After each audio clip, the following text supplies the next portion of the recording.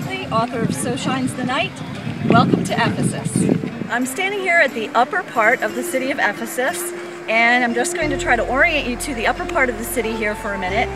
I'm standing mostly in the state Agoura, the upper Agoura of the city, not so much where they did the commercial marketplace type activities, but more the state business and that kind of thing. There were also some temples in this area. Behind me, over my left shoulder, you'll see the Odeon. That was the covered theater that was both a theater for music and also for government activities. Trials and such would be held there probably. Back over my right shoulder, this direction, would be the Prytaneum, and that's where the fires of Hestia, the hearth goddess, would be burning all of the time. There's also the dining room of the city, so dignitaries that were visiting would be entertained there by city officials. If you happen to have one of the archaeological Bibles that's been published in the last few years, you might recognize the three columns back behind me as the columns that are on the cover of that Bible. If we were taking a shot that matched the cover of the Bible, we'd be on the other side of the columns looking this direction, but that's the shot that's on the cover of that Bible. And again, down here would have been the Agoura, the state Agoura, with some temples, some of them to the Greek gods and goddesses, but also to the Roman conquerors as well, including Augustus, who built much of this city up in the 1st century. We're at the top of the Embolos, the top of the Agoura Street, the wedge that runs down through the city. You can see in the hazy distance, that would have been the harbor area, which is now just land. And we'll be walking down the Embolos to see more of the city as we go. Here we are at the top of the Embolos, the top of one of the main streets of the city running down. You should be able to see the crowds of people walking down the street towards the center of the city. Behind me you'll see the Library of Celsus, which wasn't built until the 2nd century, so it was not here during the 1st century, but it is one of the most recognizable monuments of Ephesus today. Also behind me you'll see some roofing. The roofing is covering the terrace houses. It's an archaeological dig site, a current active dig site right now. You are able to go in there for a separate fee, but they have it covered just to keep it safe from the elements as they work. There are a number of these stones through Ephesus and the ancient world with the Greek letters and symbols scratched onto them. The letters from left to right form the Greek word for fish, or ichthys, which was used as an acronym by early Christians for the phrase Jesus Christ, God's Son, Savior. The wheel-like shape on the right is created by laying all of those letters on top of each other. And in the bottom left corner you can make out a fish symbol. These markings were used by Christians as a sort of secret sign to identify each other during times of persecution. Here we are in the Odeon, the small roofed theater which was the setting for the trial in So Shines the Night. As I already mentioned, these columns are pictured on the front of the archaeological Bible. It was fun putting myself into the scene after using the Bible for years. We're walking down the Embolos now along what would have been the covered colonnade alongside the street. On the left would have been shops and homes. As we move farther down the street, you'll see the Library of Celsus in the background at the bottom of the street, and on the left, the beginning of the temporary enclosure built around the terrace houses, where we'll be exploring soon. Here's a closer look at the roofs built over the active dig site of the terrace houses. These were the houses of the wealthy built into the hillside that overlooked the city, and this is the setting for Lucas's estate. A beautiful mosaic sidewalk as we get closer to the terrace houses. It's amazingly well preserved after nearly 2,000 years of weather, but it's because it's not a painting.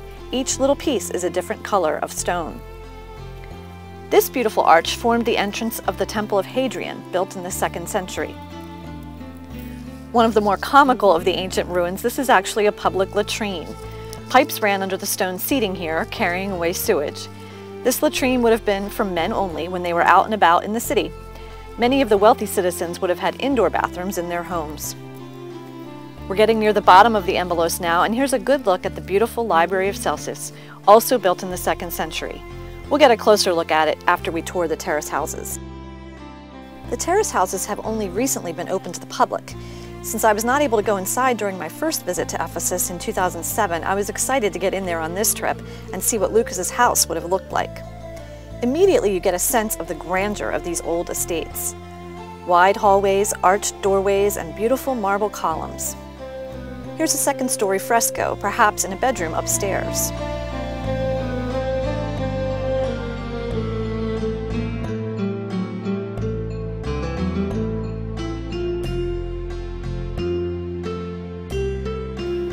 another amazing mosaic that was the ancient equivalent of an area rug.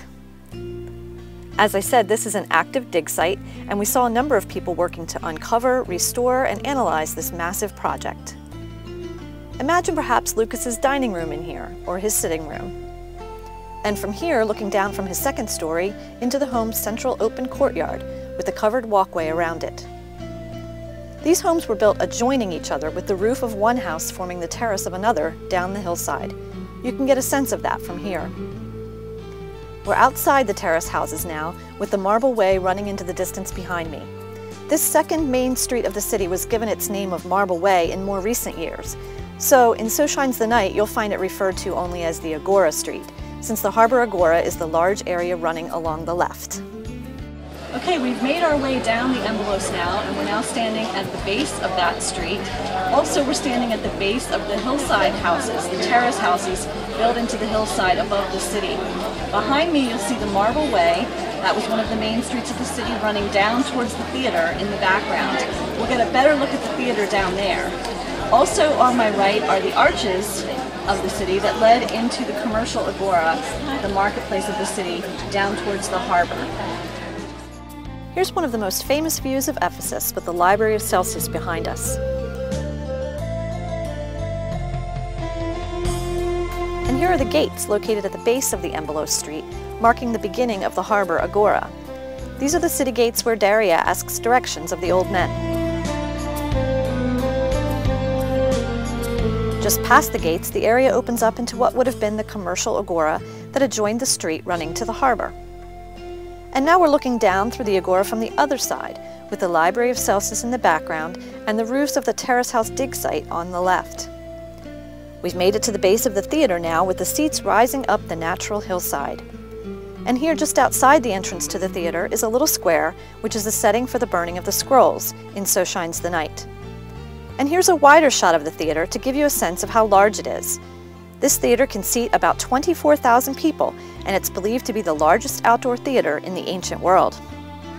Well, we've made it down to the end of the Marble Way, into the amphitheater. We're looking now down the harbor street towards where the harbor used to be located from inside the amphitheater.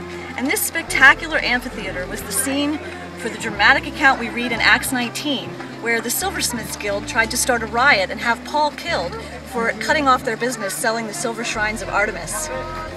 Paul's friends kept him outside the theater while the crowd in here shouted for 2 hours, "Great is Artemis of the Ephesians." They feared for his life. Well, that dramatic scene and more, along with lots of romance and suspense, find their way into my new book, So Shines the Night. It's my hope that you as readers will really feel the book of Acts come alive for you as you read the book. So join me in this new adventure into the darkness of first century Ephesus as we witness the light beginning to dawn in So Shines the Night.